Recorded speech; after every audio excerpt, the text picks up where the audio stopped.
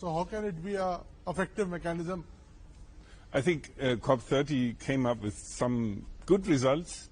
Some of it fell short of our expectations, but I think when it comes to adaptation, I think the negotiation generated some good results and also binding results. My country is one of those who have committed itself to exiting fossil fuels and has also pledged a lot of money. So I think Germany can be cited as an example here. But generally speaking, I think as in every multilateral gathering and negotiations round, there are compromises that have to be made, and that was also what happened in COP30. So all in all, I think we are rather satisfied.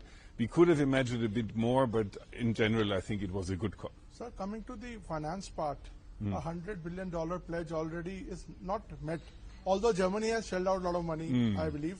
So country like India, sir, we need technology, we need mechanisms to fight this climate. Yeah. So how will it happen, sir? So I will tell you, I mean, there was one country lacking at this COP, that's the US, and they had been a big pledging country before.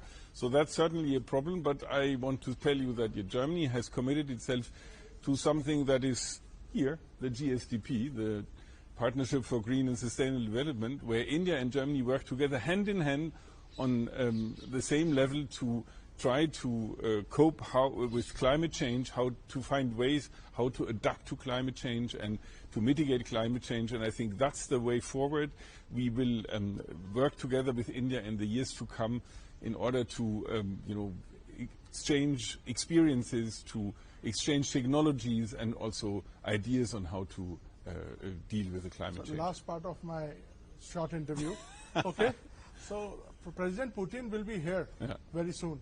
How do you see this engagement with Russia, and how do you view it in global geopolitics? And India is clocking big growth. 8.2 is registered in the last quarter. Very impressive growth. How are German investments coming in? So I think the growth in India is very impressive. 8.2% is an impressive growth.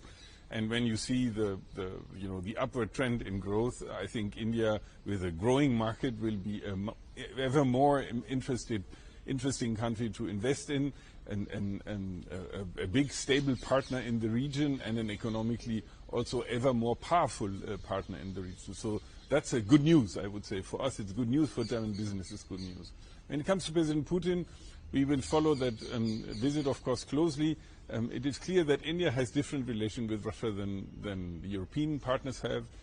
I keep saying that if you deal with Russia, every country has their own relationship, but we should not forget that Russia is leading a war that Russia has started with no reason, and which costs everyday human lives, and that should be in the mind of everybody. I know that India has been, the Prime Minister himself has been on the record saying that this is not an era of war. This war will not be won on the battlefield. He has said that, so I trust that he will also mention that when he sees it. Thank you so much, sir. Thank you for. If you like the video, do like, comment, share and subscribe.